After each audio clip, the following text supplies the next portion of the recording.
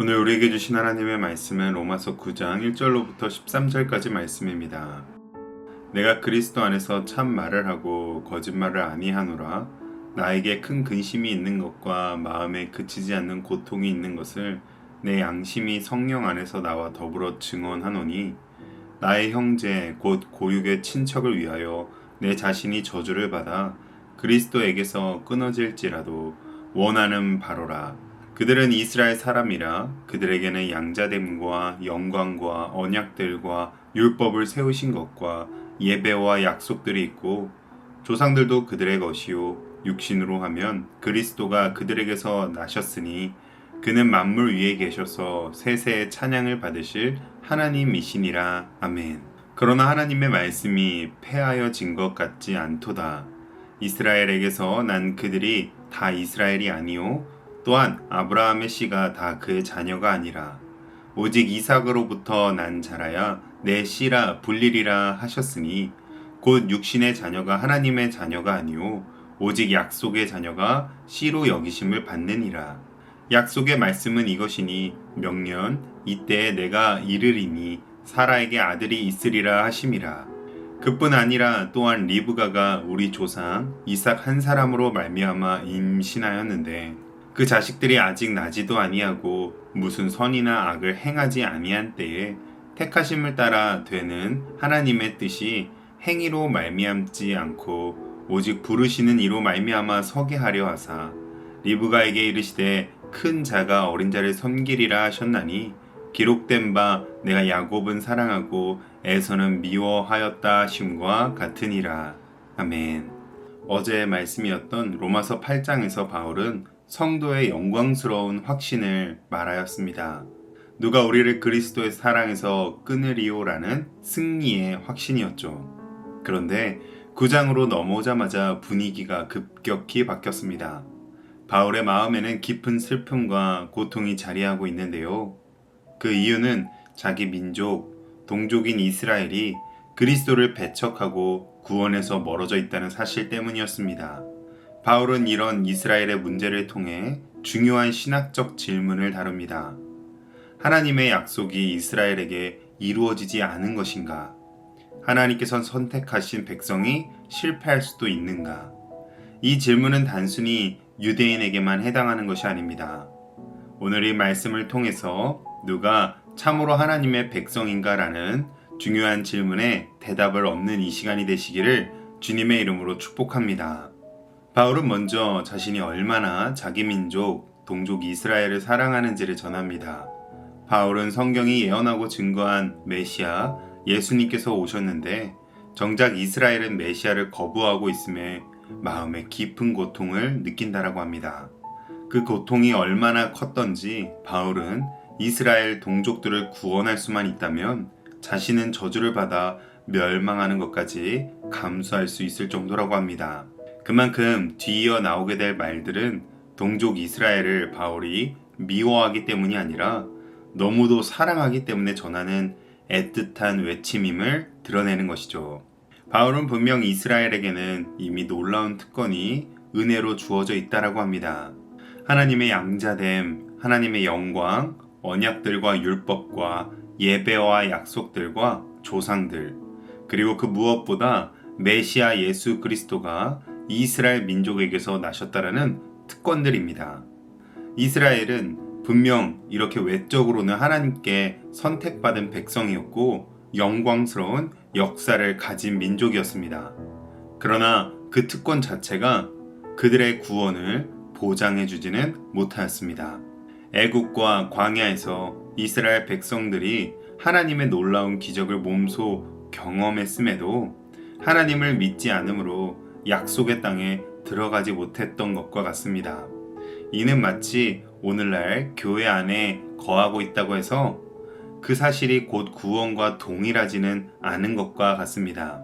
세례를 받고 교회에 등록하고 기독교 가정의 출생이라는 복된 은혜를 누릴 수 있지만 그것이 자동적으로 우리를 하나님의 자녀로 만들어주지는 못하는 것입니다. 아무리 좋은 특권을 받은 자라 할지라도 믿음이 없으면 구원에 이르지 못합니다. 이에 바울은 6절에 이스라엘에게서 난 그들이 다 이스라엘이 아니오라고 선언하며 누가 진정한 하나님의 백성 이스라엘인가에 대해서 전하게 됩니다. 먼저 7절로 9절에서는 이삭을 예로, 10절로 13절에서는 야곱을 예로 전하였는데요. 육신과 혈통적으로는 아브라함에게서 여러 자손들이 있었지만 약속의 자녀는 오직 이삭 한 명뿐이었습니다. 이를 통해서 중요한 원리가 드러납니다. 육신의 자녀가 아니라 약속의 자녀가 하나님의 자녀라는 것입니다. 하나님의 약속은 인간의 노력이나 행위로 성취되는 것이 아니라 오직 하나님의 약속을 믿음으로 반응할 때 성취되는 것입니다. 오늘 우리도 마찬가지입니다. 우리가 예배를 드리고 봉사하고 선행을 베푸는 것으로 구원을 받는 것이 아닙니다. 이는 구원을 받은 백성들이 마땅히 보여야 할 구원의 열매일 뿐이죠. 구원은 오직 하나님의 약속, 곧 예수 그리스도의 복음을 믿는 믿음으로만 주어집니다. 하나님의 약속에 대한 믿음으로 얻은 이삭이 하나님의 백성인 것처럼 약속을 믿는 자가 하나님의 참 백성 이스라엘인 것입니다. 이어 바울은 리브가와 그의 태 속의 에서와 야곱의 이야기로 예를 듭니다. 이삭과 리브가 사이에 태어난 쌍둥이 에서와 야곱은 같은 부모에게서 태어났지만 태어나기 전에 하나님께서 선택하심이 있었습니다. 큰 자가 어린 자를 섬기리라. 엄마의 뱃속에 있는 아기 쌍둥이들이 선한 일을 행하거나 의로운 일을 행하는 것은 아무것도 있을 수 없었습니다. 그럼에도 하나님의 이런 택하심은 사람의 선행이나 악행 때문이 아니라 전적으로 하나님의 뜻에 따른 주권적인 선택이 중요하다는 것을 드러냅니다. 그렇기에 하나님의 선택을 받는다는 것은 나의 공로나 능력이 아니라 전적으로 하나님의 뜻과 은혜인 것입니다. 즉, 하나님의 구원은 전적으로 하나님께서 택하신 믿음으로만 얻게 되는 것이죠. 그렇기에 이를 믿는 믿음의 사람들은 교만하거나 자랑할 수가 없고 오직 겸손과 감사만을 드려야 합니다. 마지막으로 바울은 13절에서 하나님께서 야곱은 사랑하시고 에서는 미워하셨다라고 합니다. 이것은 하나님께서 개인적인 감정을 품으셨다는 것이 아니라 하나님의 주권적 선택을 뜻하는 것입니다. 야곱이 선하거나 에서가 악하기 때문이 아니라 하나님의 구원 계획과 약속에 따른 선택인 것이죠. 반대로 적용하면 지금의 이스라엘도 자신들이 의롭기 때문에 택함을 받은 백성이 아니라는 것을 분명히 직시해야 한다는 것입니다. 그런즉 구원은 특권이나 자격이나 공로가 아니기에 오직 하나님의 은혜와 주권적인 선택이기 때문에 오직 순종함으로만 누릴 수 있는 줄로 믿습니다. 오늘 말씀은 우리에게 중요한 교훈을 가르쳐 줍니다. 첫째, 구원은 특권에 의해서가 아니라 그리스도를 믿는 믿음으로만 얻는 것입니다. 둘째, 영원히 패함이 없는 하나님의 약속은 인간적인 조건이 아니라 믿음으로만 성취를 누릴 수 있습니다. 셋째, 우리의 구원은 전적인 하나님의 주권적 뜻이기에 우리는 오직 겸손과 감사와 순종밖에 드릴 것이 없습니다.